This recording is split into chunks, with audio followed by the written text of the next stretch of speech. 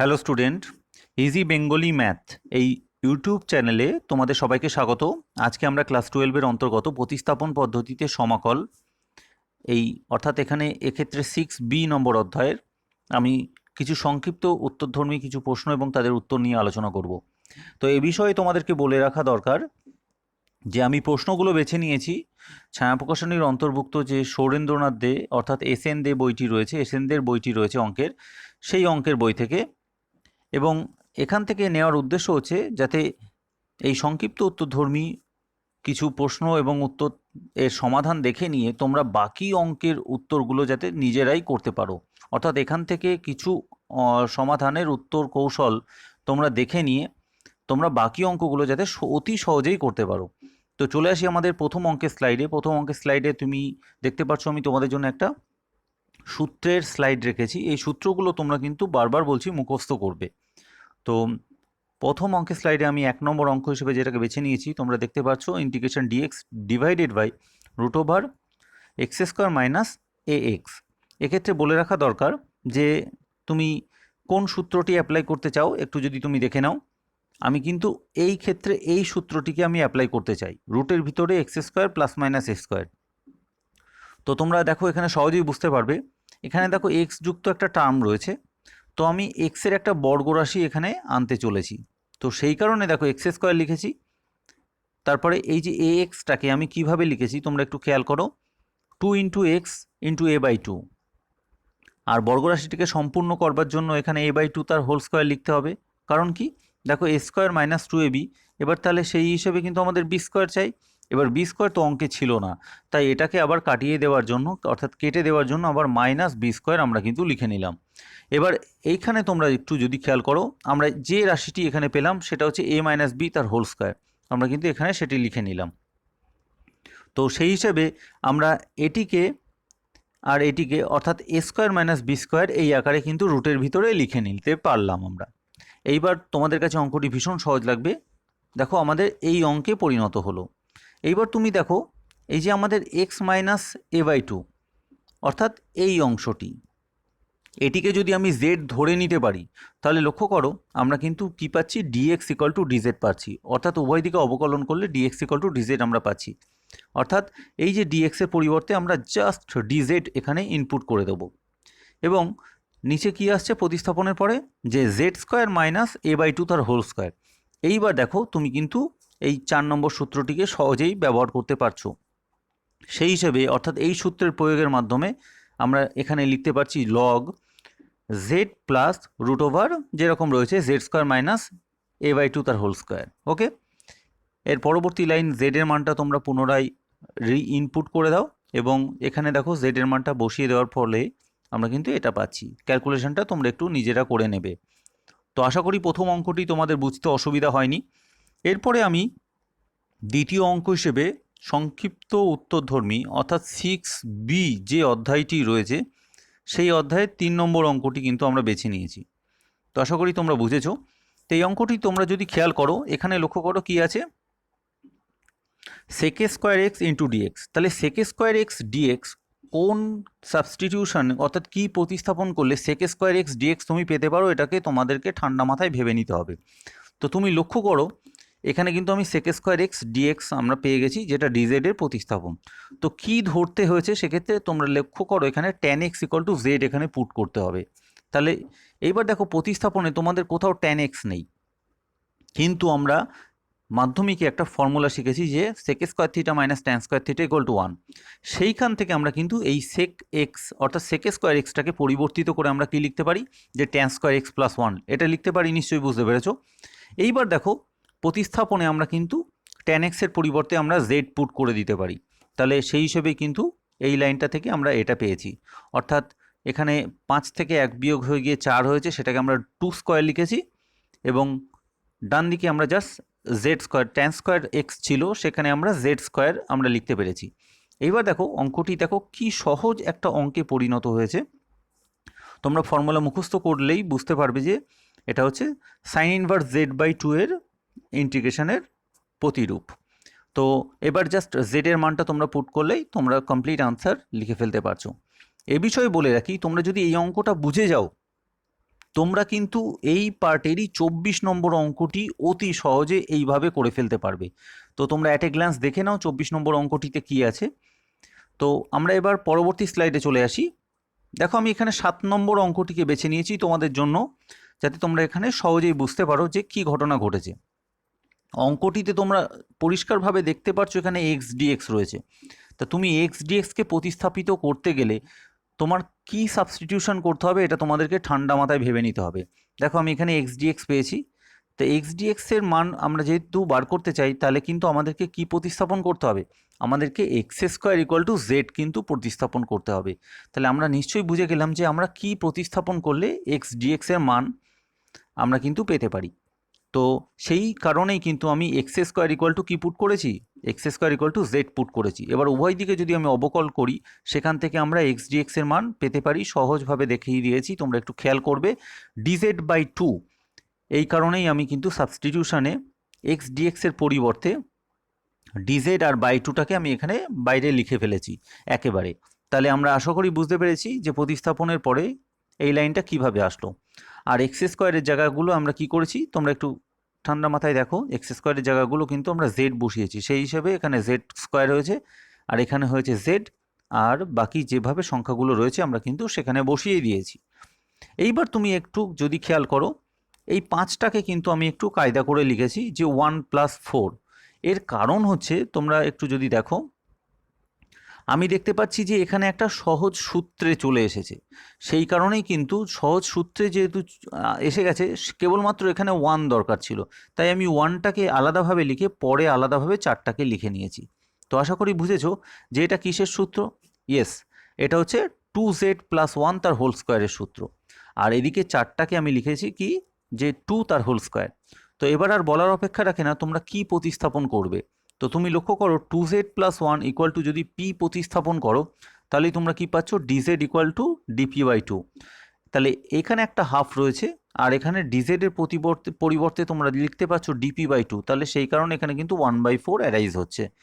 ওকে, আর এখানে তোমরা সহজেই প্রতিস্থাপনটা বুঝতে পারছো, আমরা জাস্ট p পুট করেছি। তাহলে এটা একটা সহজ ইন্টিগ্রেশনের ফর্ম এ চলে এসেছে সূত্রের সাহায্যে, যেটাকে সমাধান করা সম্ভব।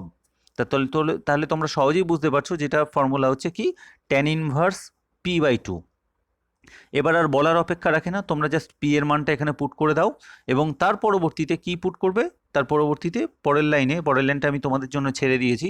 তোমরা জাস্ট z এর মানটা z equal to x square এখানে পুট করে দাও, তাহলেই আনসার কমপ্লিট হচ্ছে। এ বিষয়ে তোমাদের বলে রাখা দরকার, এই অঙ্কটি যদি তোমরা ভালোভাবে বুঝে থেকে থাকো, তবে কিন্তু তোমরা এই কোশ্চেনের অর্থাৎ এই পার্টের 6B অধ্যায়ের সংক্ষিপ্ত উত্তরধর্মী পাঠে তোমরা কিন্তু 7-এর 2 নম্বর অঙ্ক এবং 5 নম্বর অঙ্কটি কিন্তু করে ফেলতে পারবে বলে আমার মনে হয়। তো তোমরা এখনই চেষ্টা করে ফেলো। পরবর্তীতে আমি যে অঙ্কটি বেছে নিয়েছি তোমরা দেখতে পাচ্ছ, এখানে 9 নম্বর অঙ্কটিকে বেছে নিয়েছি। তো এক্ষেত্রে অঙ্কটি যদি তোমরা একটু অ্যাট এ গ্ল্যান্স ভালোভাবে ফোকাস করো, তোমরা লক্ষ্য করো এখানে দেখতে পাবে নিচে এখানে রুটের ভিতরে কি রয়েছে? x³ + 1, আর এখানে dx কেবলমাত্র একা একা রয়েছে। তো এইবার দেখো আমি যদি এটাকে প্রতিস্থাপন করি, তাহলে আমাদেরকে কি আসবে? দেখো আমি যদি এটাকে প্রতিস্থাপন করি, আমাদেরকে কি আসছে এটাকে একটু দেখতে হবে। আমাদেরকে আসছে দেখতে হবে যেটা x² × dx আসছে, কিন্তু আমাদের অঙ্কে কেবলমাত্র কি রয়েছে? আমাদের অঙ্কে রয়েছে কেবলমাত্র dx। তখন আমি দেখলাম আমি তাহলে উপর নিচে, অর্থাৎ এই পরবর্তী লাইনে সেটা তোমরা বুঝতে পারবে, উপর নিচে যদি x² দিয়ে গুণ করে দিই, তবে সেক্ষেত্রে কিন্তু আমাদের ওপরের লাইনে x² dx আমরা পেয়ে যাচ্ছি। অর্থাৎ আমরা এই নিচের পার্টটিকে যদি আমরা z প্রতিস্থাপন করি, তখন আমরা যে x² dx আসছে সেটাকে কিন্তু ডাইরেক্টলি আমরা প্রতিস্থাপিত করতে পারবো এইভাবে dz এর মাধ্যমে। তো সেই কারণেই কিন্তু আমি ওপর নিচে, অর্থাৎ এই লাইন থেকে এই লাইনে ওপর নিচে x² দিয়ে গুণ করে দিয়েছি। তো কেন গুণ করেছি আশা করি তোমরা বুঝতে পেরেছো। যে কারণে লক্ষ্য করো এখানে কিন্তু x³ ফর্ম এসে গেছে। এইবার দেখো অঙ্কটি খুব সহজ অঙ্কে পরিণত হয়েছে। এটা যদি আমরা z² পুট করি, কেন z² পুট করেছি এটা বলার অপেক্ষা রাখে না, কেন কি এটা রুটের ভিতর আছে, আমরা জাস্ট এই কারণে এটাকে z² পুট করেছি। তো এর পরবর্তী ক্ষেত্রে তোমরা লক্ষ্য করো আমি x² dx এর মানটা যেটা পেলাম সেটা হচ্ছে 2/3 × z × dz। তাহলে 2/3টাকে আমরা বাইরে রেখে জেড ডিজেডটাকে আমরা ভেতরে ইন্টিগ্রেশনে রেখে দিলাম। আর এখানে লক্ষ্য করো এক্সএস কিউব মানে আমরা কি পেতে পারি, এখান থেকে যদি তোমরা একটু কল্পনা করো এক্সএস কিউব ইকুয়াল টু কত আসছে, জেড স্কোয়ার -1। তাহলে এই জেড স্কোয়ার -1 কিন্তু আমরা বসিয়ে দিতে পারি। ওকে, তাহলে সেই কারণেই কিন্তু এক্সএস কিউবের পরিবর্তে আমরা জেড স্কোয়ার -1 পেয়ে গেছি। আর এটাকে দেখো জাস্ট আমরা জেড স্কোয়ার বসিয়ে দিয়েছি যেরকমভাবে আমরা প্রতিস্থাপন করেছি। এইবার তোমরা একটু খেয়াল করো, দেখো এখানে জেড স্কোয়ার রুটের ভিতর আছে আর এই জেড কেটে যাচ্ছে, তাহলে আর আলটিমেটলি অঙ্কে কি আসছে, জাস্ট এই ডিজেড বাই জেড স্কোয়ার -1। এবং ফর্মুলা অনুযায়ী দেখো এটা একটা ইন্টিগ্রালের ফর্মুলার ফর্মে চলে এসছে, যার ইন্টিগ্রেশন কিন্তু এটা তোমরা ফর্মুলা অনুযায়ী সহজেই বসিয়ে দিতে পারছো। তো আশা করি এই পার্টটি খুব ভালোভাবে বুঝতে পেরেছো।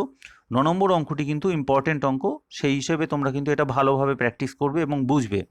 পরবর্তী অঙ্কের স্লাইডে চলে আসি। আমি 10 নম্বর অঙ্কটিকে বেছে নিয়েছি। দেখো 10 নম্বর অঙ্কটির ক্ষেত্রে তোমরা যদি ভালোভাবে লক্ষ্য করো, এখানে log x যুক্ত টার্ম রয়েছে আর এখানে রয়েছে দেখো dx/x। এবার তোমরা কিন্তু নিশ্চয়ই বুঝে গেছো যে আমাদের কি প্রতিস্থাপন করতে হবে।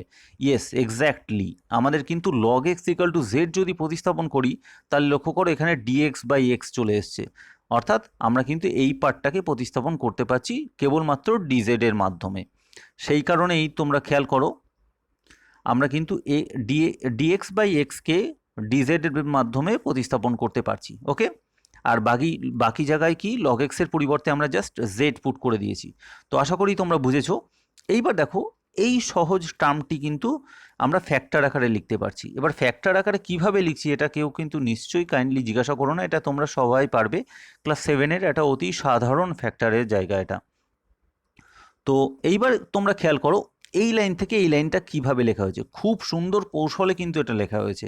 তো লক্ষ্য করো আমরা যদি জেড মাইনাস, এখানে 1 রয়েছে আর z-5 রয়েছে, তাই তো, এই দুটোকে আমরা যদি ওপরে লিখে নিতে পারি, একটা থেকে আরেকটা বিয়োগ করি, তাহলে আমরা কি জেডগুলো কেটে দিতে পারি, কেবলমাত্র এখানে কত আসবে, 4 আসবে। তোমরা একটু ক্যালকুলেশনটা দেখো, এখানে কাটাকাটি করে কেবলমাত্র কত ওপরের পার্টে কেবলমাত্র 4 আসছে। তাহলে এই 4টা তো আমার এই অঙ্কে নেই, ওপরে অঙ্কে তো আগের লাইনে অঙ্কে ওপরে তো নেই, সেই জন্য এই চারটাকে কাটাবার জন্য আমি কিন্তু 1/4 এখানে গুণ হিসাবে রেখে দিয়েছি। তাহলে আলটিমেটলি আমরা কি পেলাম, 1/4 কমন নিয়ে ওপরে যে 4 আসলো সেই 4টাকে আমরা কিভাবে লিখলাম, এই দুটোর অন্তর হিসেবে লিখতে পারলাম। তো এটা তোমরা কিন্তু তোমাদেরকে উপলব্ধি করতে হবে, তবেই কিন্তু এই অঙ্কটা তোমাদের কাছে ভীষণ সহজ লাগবে। তোমরা প্রয়োজন হলে এই ধরনের অঙ্ক আরও প্র্যাকটিস করো যাতে তোমাদের এই অঙ্কটি ভীষণ সহজ লাগে। এইবার আমরা কি করব, ওপরে যে দুটো অংশই রয়েছে বিয়োগ আকারে, সেই প্রথম অংশটিকেও আমরা নিচের টোটাল দুটো দিয়ে ভাগ করব এবং পরের অংশটিকেও আমরা কিন্তু নিচের দুটো গুণফলের অংশ দিয়ে ভাগ করব। এবং ভাগ করলে তোমরা লক্ষ্য করো প্রথম ক্ষেত্রে এটা কেটে গিয়ে কেবলমাত্র 1/z-5 দিচ্ছে এবং পরবর্তী ক্ষেত্রে কেটে গিয়ে 1/z-1 দিচ্ছে। এবার লক্ষ্য করো এটা আর বলার অপেক্ষা রাখে না, এটা সিম্পল দুটো লগের ফর্মে চলে এসছে, যার ইন্টিগ্রেশন করলে আমরা এই ফর্মে অর্থাৎ log mod z-5 এবং log mod z-1 আমরা এই আকারে লিখতে পারছি। তো আশা করি বুঝতে পেরেছো, এটা কিছুই বোঝার অপেক্ষা রাখে না, জাস্ট ফর্মুলার সঠিক ইমপ্লিমেন্টেশন। তো পরবর্তী অঙ্কের স্লাইডে চলে আসি। আর এটার থেকে এটা নিশ্চয়ই বলতে হবে না যে log a - b = log a/b হয়। তো পরবর্তী অঙ্কের স্লাইডে তোমরা লক্ষ্য করো আমি 12 নম্বর অঙ্কটিকে বেছে নিয়েছি। এই বিষয়ে বলে রাখা দরকার, এই অঙ্কটি কিন্তু ভীষণ গুরুত্বপূর্ণ, তোমরা এই অঙ্কটি খুব ভালোভাবে বুঝবে, তবে কিন্তু তোমরা এই 11 থেকে 15 এই সিরিজের মধ্যে যত অঙ্কগুলি রয়েছে তোমরা এই সমস্ত অঙ্কগুলি কিন্তু করতে পারবে বলে আমার মনে হয়। তো এই বিষয়ে বলে রাখা দরকার। দেখো আমি এখানে ওপরে কি রয়েছে, এক্সের অর্ডার কত, এক্সের অর্ডার হচ্ছে 1, অর্থাৎ ওপরে যে পলিনোমিয়ালটা রয়েছে তার এক্সের অর্ডার অর্থাৎ সেই পলিনোমিয়ালটার অর্ডার হচ্ছে কত, 1। আর নিচে যে পলিনোমিয়ালটা রয়েছে সেই পলিনোমিয়ালটার অর্ডার কত, 2। তাও অর্ডার মানে নিশ্চয়ই বুঝতে পারছো, ঘাতে মানে যে রাশিগুলো রয়েছে সর্বোচ্চ ঘাতে এখানে দেখো 1 রয়েছে আর এর সর্বোচ্চ ঘাতে এখানে 2 রয়েছে, এটুকু ক্লিয়ার আমরা বুঝতে পারছি।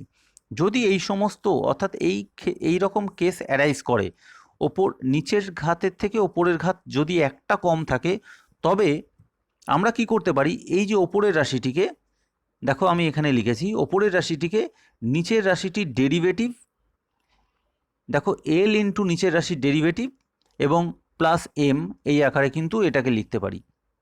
তাহলে কোন ক্ষেত্রে আমরা এটাকে লিখতে পারবো, নিশ্চয়ই আমাদের আইডিয়াটা ক্লিয়ার হলো। আমরা সেই ক্ষেত্রে লিখতে পারবো যখন আমাদের ওপরের যে ঘাত পলিনোমিয়ালটার ঘাত নিচের পলিনোমিয়ালটার ঘাত থেকে 1 কম হবে, তখনই কেবলমাত্র আমরা কিন্তু এই আকারে ওপরের পদটিকে লিখতে পারবো, অর্থাৎ ওপরের পলিনোমিয়ালটাকে আমরা লিখতে পারবো। তো আশা করি দেখো এখানে আমরা জাস্ট এখানে সিম্পল ডেরিভেটিভ করেছি, এটাকে এক্সের রেসপেক্টে ডেরিভেটিভ করলে কি আসছে দেখো, 4x + 6 আসছে, আর এখানে এম যেরকম রয়েছে এম রয়েছে। তোমরা এই ক্যালকুলেশনটা একটু ভালোভাবে বুঝবে, ওকে। এইবার দেখো তার পরের লাইনে আমরা কি করেছি, x + 2টাকে এখানে 1 × x + 2 এই আকারে, আর এদিকে আমরা এক্সের পার্টটাকে এক্স যুক্ত পার্টটাকে এক জায়গায় লিখেছি আর ধ্রুবক পদটাকে আলাদা জায়গায় লিখেছি। আমি বলতে চাইছি এক্স যুক্ত পদ ধ্রুবক পদ, ডান দিকেরও এক্স যুক্ত পদ আর ধ্রুবক পদ, এইভাবে আমরা আলাদা আলাদাভাবে লিখেছি। এইবার আমরা কি করেছি, উভয় দিকে এক্সের সহগটা আর ধ্রুবক পদটাকে ইকুয়াল করেছি। সেই হিসেবে তোমাদের বোঝা দরকার এখানে, সেই কারণে 4l = 1 হয়েছে, অর্থাৎ l = কত পেয়েছি, 1/4। তাহলে l এর মান কিন্তু আমরা পেয়ে গেলাম। একই রকমভাবে l এর মান যদি, আর সরি একটুখানি বলা দরকার এখানে, আর একই রকমভাবে আমরা কিন্তু ধ্রুবক পদটাকে কিন্তু এখানে আলাদাভাবে এখানে যদি আমরা লিখি তাহলে আমরা এই রকম আরেকটা ইকুয়েশন পেয়েছি। এবার দেখো এল এর মানটা এখানে 1/4, সেইখানে তোমরা যদি বসিয়ে দাও সেখান থেকে তোমরা ক্যালকুলেশন করে এম এর মান কত পাচ্ছ, দেখো এম এর মান কিন্তু হাফ পাচ্ছ। তাহলে আমরা বুঝে গেলাম এল আর এম এর মান কিন্তু আমরা পেয়ে গেছি। অর্থাৎ এই টার্মটাকে দেখো আমি এখানে সুন্দরভাবে লিখে তোমাদেরকে দেখিয়েছি যে x + 2টাকে আমরা কি লিখছি, এল, অর্থাৎ 1/4 ইন্টু d/dx অফ নিচের অংশটি প্লাস এম এর মান অর্থাৎ হাফ। আশা করি এটা বুঝেছো। তো সেই কারণে কিন্তু আমি x + 2 এর জায়গায় দেখো আমি এটাকে সুন্দরভাবে লিখেছি। কিভাবে আসলো তার ডেরিভেশনটা আমি এখানে দেখিয়েছি, আশা করি তোমরা বুঝেছো। এইবার আমরা অঙ্কে চলে এসেছি, দেখো আমরা x + 2 এর পরিবর্তে কিন্তু এটা লিখতে সমর্থ হয়েছি। এইবার তোমরা খেয়াল করো, আমরা এখানে দুটো পদ পেয়েছি ওপরে, এটা প্রথম পদ আর এটা হচ্ছে দ্বিতীয় পদ। তাহলে প্রথম পদকেও আমরা নিচের অংশটি দিয়ে ভাগ করব। সেই হিসেবে তোমরা যদি খেয়াল করো, দেখো নিচের পদটি হচ্ছে যদি তুমি fx ধরে নাও, তাহলে ওপরেরটা হচ্ছে কি নিচের পদটির ডেরিভেটিভ। এটুকু আইডিয়া ক্লিয়ার? সেই হিসেবে তাহলে আমরা কি এটা লিখতে পারি, মানে নিচের পদটি যা, ওপরের পদটি হচ্ছে নিচের পদটির ডেরিভেটিভ অর্থাৎ অবকল। সেই হিসেবে তাহলে আমরা নিশ্চয়ই এটা বুঝতে পারছি যে এটাকে আমরা কিভাবে লিখতে পারি, যে ইন্টিগ্রেশন f'(x) যার সমাকলের ফর্মুলা অনুযায়ী, তোমরা ফর্মুলাটা একটু দেখে নাও, যে তার সমাকলের ফর্মুলা অনুযায়ী আমরা এটাকে লিখতে পারি log mod fx। তাহলে এটা সমাকল কিভাবে করা হলো নিশ্চয়ই তোমরা আশা করি ক্লিয়ারলি বুঝতে পেরেছো। এইবার দেখো এইখানে এবার হাফের নিচে আমরা এটা দিয়ে ভাগ করেছি, নিয়ে আমরা কিন্তু এই সমাকলের অংশটিকে পেয়েছি। এবার দেখো এই সমাকলের অংশটি তোমাদের নিশ্চয়ই বোঝার অপেক্ষা রাখে না। এটাকে কি করব, প্রথমেতে আমরা কি করতে হবে, দেখো আমাদের এই x² যে সহগটিকে প্রথমে এখান থেকে সরাতে হবে। কেন, x² কোনো সহগ আমাদের রাখা চলবে না। সেই কারণে কিন্তু আমি এখানে হাফ কমন নিয়েছি, এবং হাফ কমন নেওয়ার কারণে এখানে তোমরা বুঝতে পারছো এখানে যে রাশিটি এসেছে, আমি এখানে একটা এক্স যুক্ত টার্মের একটা হোল স্কোয়ার আনবার চেষ্টা করেছি, এবং তারপরে বাকি অংশ ধ্রুবক পদ যেরকম রয়েছে আমি রাখবার চেষ্টা করেছি। সেই হিসাবে আমি কি পেয়েছি দেখো, এক্স প্লাস 3/2 তার হোল স্কোয়ার প্লাস 1/2 তার হোল স্কোয়ার, এখানে ক্যালকুলেশন করে যেটা হচ্ছে 1/4, সেটাকে আমরা কি পাচ্ছি 1/2 আকারে কিন্তু লিখতে পারছি। আর বাকি যে অংশটি রয়েছে ওটাকে আমরা কিভাবে লিখতে পারছি, ওটাকে আমরা x প্লাস 3/2 তার হোল স্কোয়ার এই আকারে লিখতে পারছি। এইবার তোমাদের কাছে আর বলার অপেক্ষা রাখে না, এটা কিন্তু একটা সহজ ফর্মুলায় চলে এসেছে, যেটা হচ্ছে tan ইনভার্স x/a, যেখানে x এর পরিবর্তে কি রয়েছে এই টোটাল পদটি অর্থাৎ x প্লাস 3/2 আর নিচে রয়েছে 1/2। তো আশা করি এই অঙ্কটি বুঝতে পেরেছো। এই অঙ্কটি যদি তোমরা বুঝতে পারো, এই অঙ্কটি ভীষণ গুরুত্বপূর্ণ অঙ্ক, বারবার বলছি, এই অঙ্কটি কিন্তু তোমাদের বাকি অঙ্কগুলি করতে খুবই হেল্প করবে বলে আমার মনে হয়। তো পরবর্তী অঙ্কের স্লাইডে চলে আসি, যেখানে 16 নম্বর অঙ্কটিকে আমি তোমাদের জন্য বেছে নিয়েছি। এ বিষয়ে তোমাদেরকে বলা দরকার, দেখো ওপরে যে টার্মটি রয়েছে নিচের টার্মটি থেকে যেটার ঘাত 2 বেশি, অর্থাৎ এই পলিনোমিয়ালটার ঘাত যদি 4 হয়, এই পলিনোমিয়ালটার ঘাত যদি 4 হয়, এই পলিনোমিয়ালটার ঘাত হচ্ছে 2। তোমরা দেখতে পারছো ক্লিয়ারলি এটা। এইবার এই সমস্ত কেস যদি অ্যারাইজ করে আমরা কি করব, নিচের টার্মটা ওপরে আনবার চেষ্টা করব কিছু কমন নিয়ে বা এমনিভাবে। তো কিভাবে আমি একটু পরিষ্কারভাবে যদি বুঝতে পারি, তোমরা এখানে এই লাইনটা খেয়াল করো, এই লাইনটা ভালোভাবে খেয়াল করবে। এখানে লক্ষ্য করো, আমি এখানে 16x⁴ তারপরে কি লিখলাম, প্লাস 4x² লিখলাম। কেন এটা লিখলাম? কারণটা হচ্ছে, তোমরা যদি এই দুটো জায়গা ভালো করে খেয়াল করো, এইখান থেকে আমরা কি কমন নিতে পারছি, দেখো 4x² কমন নিতে পারছি। 4x² কমন নিলে কি আসছে, 4x² প্লাস 1 পড়ে থাকছে। এই কারণেই কিন্তু আমি এখানে 4x² আমি কিন্তু এখানে লিখেছি, প্লাস 4x² এখানে কিন্তু আমি লিখেছি। তাহলে কারণটা নিশ্চয়ই বুঝতে পারলে, যাতে কি না আমি এই দুটো থেকে, অর্থাৎ এই দুটো পদ থেকে আমি এমন একটা রাশি কমন নেব, যেটা কমন নেওয়ার পরে আমাদের এই নিচের পদটা কিন্তু আমি পাচ্ছি। দেখো তোমরা ক্লিয়ারলি বুঝতে পারছো, আমি 4x² কমন নেওয়ার পরে দেখো নিচের পদটা আমি কিন্তু ওপরে পেয়ে যাচ্ছি। তাহলে আমি সেইভাবে চিন্তা ভাবনা করে কিন্তু আমি 4x² প্রথমে যোগ করে নিলাম। এবার দেখো আমি অঙ্কে 4x² যোগ করেছি, আমি নিজে থেকে কিছু অঙ্কে ইনপুট বা চেঞ্জ করতে পারি না, এই কারণে আমি কিন্তু 4x² এখানে বিয়োগ করে দিয়েছি।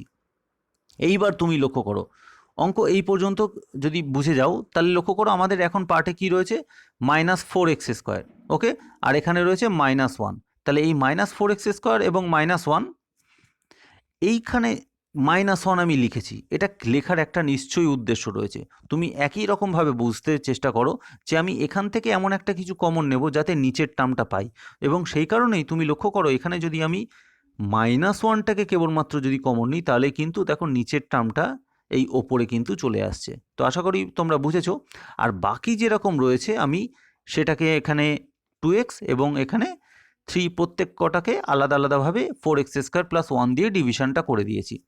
তো আশা করি এই চারটে টার্ম তোমরা কিভাবে আসলো নিশ্চয়ই বুঝতে পেরেছো, যার মধ্যে এই দুটো টার্ম আমি কিভাবে চিন্তাভাবনা করে লিখেছি, এই যে নিচের যে 4x² প্লাস 1, এই নিচের যে রাশিটি রয়েছে সেইটাকে চিন্তাভাবনা করে কিন্তু আমি ওপরে এটাকে লিখেছি।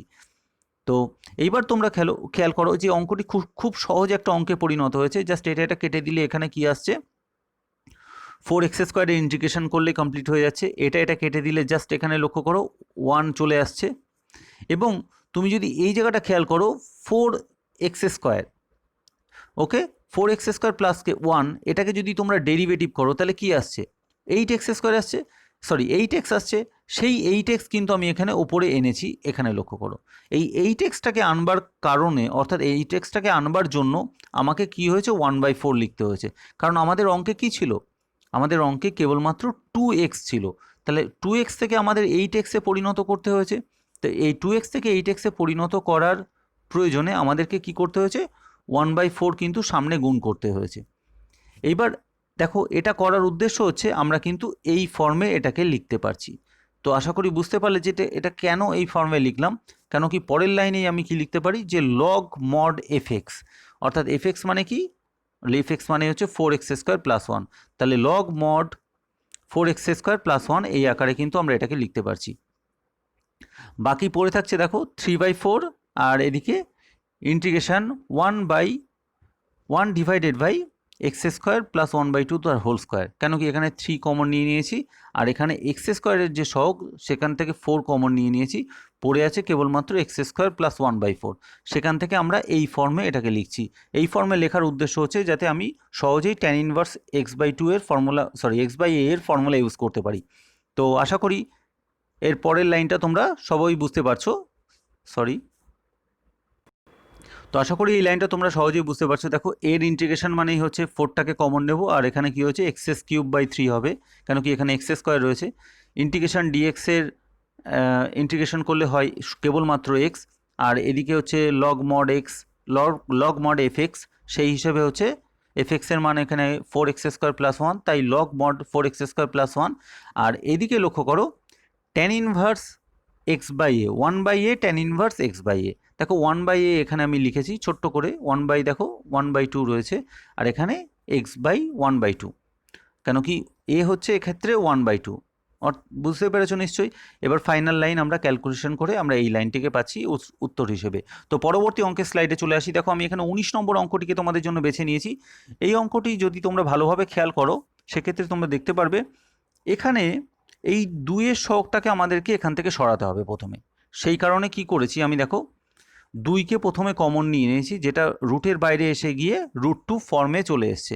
বাকি সব সহজ ভাষায় তোমরা বুঝতে পারছো যে এই টোটাল পার্টটি থেকে 2 কমন নেওয়ার ফলে এই পার্টে অর্থাৎ এই অংশে পরিণত হয়েছে। এইবার তোমরা যদি একটু খেয়াল করো, আমরা এখান থেকে এই লাইনে আমরা এখানে এটাকে লিখেছি।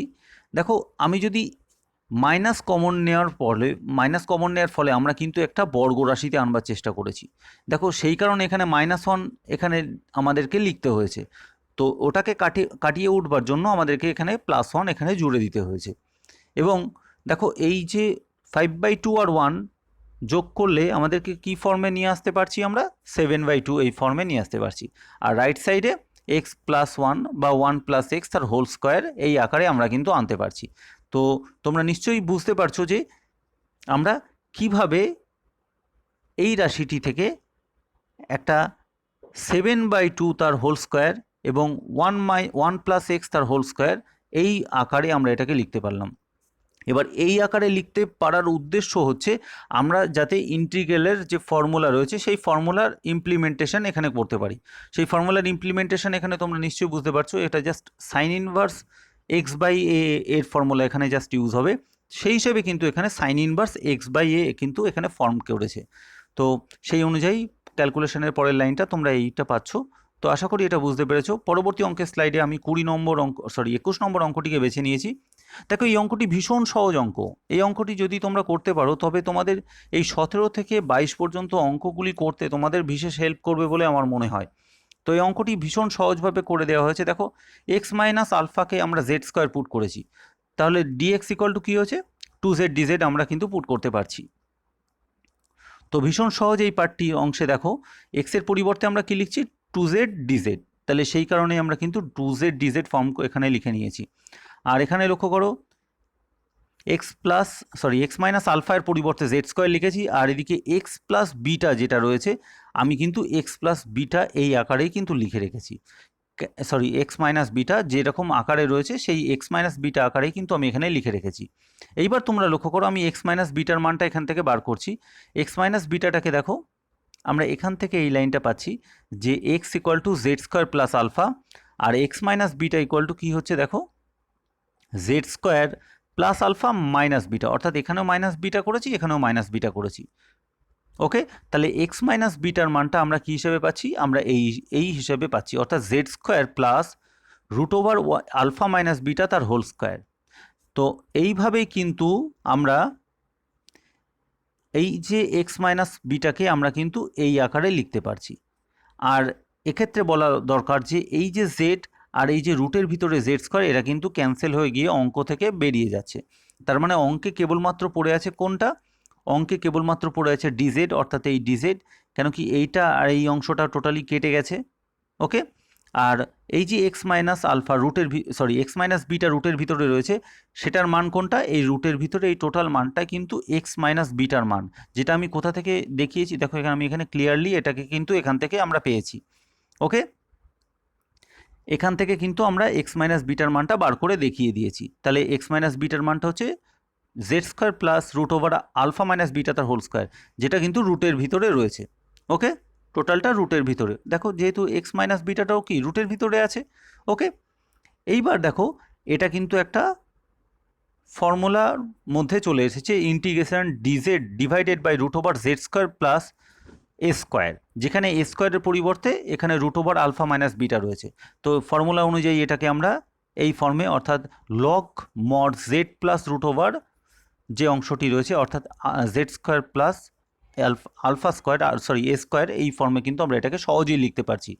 তো পরবর্তী অঙ্কের স্লাইডে চলে আসি। আশা করি এই অঙ্কটি তোমরা বুঝেছো। এবার এখানে একটু বলার বিষয় রয়ে গেছে।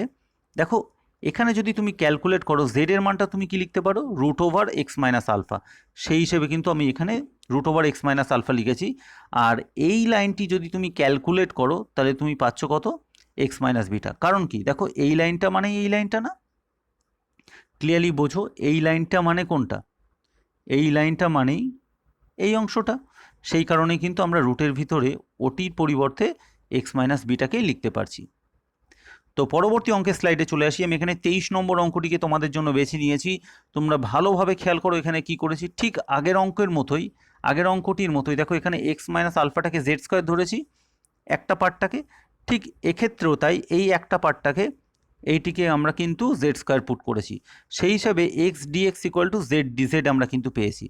তো তোমরা ক্লিয়ারলি বুঝতে পারছো যে এক্স ডিএক্সের পরিবর্তে আমরা কি লিখেছি, জেড ডিজেড। এটা তোমাদেরকে প্রথমে বুঝে নিতে হবে এবং সেখান থেকে লক্ষ্য করো এখানের পরিবর্তে আমরা জেড স্কোয়ার পুট করেছি আর এখানে জাস্ট এক্স স্কোয়ারের মানটা আমরা এখান থেকে বার করে নিয়েছি। এক্স স্কোয়ার ইকুয়াল টু কত, x square equal to z square plus a square. Okay, এই এখানে কিন্তু এক্স স্কোয়ারের মানটা আমরা কিন্তু বসিয়ে দিয়েছি, এইখানেই আমরা সেই লাইনটা পেয়েছি। তো আশা করি এটা বুঝেছো, জাস্ট এক্স স্কোয়ারের মানটাকে এখানে বসিয়ে দেওয়া হয়েছে, সেই হিসেবে কিন্তু আমরা এটা পেয়েছি। এক্ষেত্রে বলা দরকার দেখো এই জেড আর এই রুটের ভিতরে জেড স্কোয়ার এটা কিন্তু টোটালি কেটে যাচ্ছে, তাহলে আমরা রুটের ভিতরে কি পাচ্ছি, রুটের ভিতরে কেবলমাত্র এই টার্মটাকে পাচ্ছি। ওকে, তো এবার তোমরা খেয়াল করো এটাকে আমরা একটু সাজিয়ে লিখলাম। কি করলাম দেখো, ধ্রুবক পদটাকে টোটাল রুটের ভিতরে লিখে তার বর্গ আকারে লিখলাম এবং এখানে মাঝখানে মাইনাস চিহ্ন, তারপরে জেড স্কোয়ার যে ফর্মে আসে সেই ফর্মে আমরা এখানে লিখতে পারলাম। তাহলে আমরা যে ফর্মটা পেলাম সেটা হচ্ছে integration dx divided by root over a square minus x square, যার ফর্মুলা হচ্ছে sine inverse x by a. সেই ফর্মুলা অনুযায়ী কিন্তু আমি এখানে লিখেছি sine inverse z by a. এক্ষেত্রে এটা কত, এক্ষেত্রে এই যে স্কোয়ারের ভিতরে যে রুট অংশটি রয়েছে সেটাই হচ্ছে কিন্তু এখানে এ। এইবার আর কিছুই নেই, অঙ্কে সম্পূর্ণ হয়ে গেছে। জাস্ট জেডের মানটা তোমরা পুট করে দাও এখান থেকে, দেখো জেডের মানটা পুট করে দিতে পারো, z equal to root over x square minus a square. তো ভিডিওটি দেখার জন্য ধন্যবাদ। যদি তোমাদের ভিডিওটি ভালো লেগে থাকে, একটুও ভালো লেগে থাকে, কাইন্ডলি চ্যানেলটাকে তোমরা একটু সাবস্ক্রাইব করে নিও। চ্যানেলের নাম ইজি বেঙ্গলি ম্যাথ। এবং যদি তোমাদের ভালো লেগে থাকে একটু যদি লাইক বাটনটা প্রেস করো তাহলে খুব ভালো লাগবে। তোমাদের বন্ধুদের মাঝে শেয়ার করো আর চ্যানেলটিকে সাবস্ক্রাইব করে নিও। আবারও বলছি ধন্যবাদ ভিডিওটি দেখার জন্য। সবাই ভালো থেকো, ধন্যবাদ।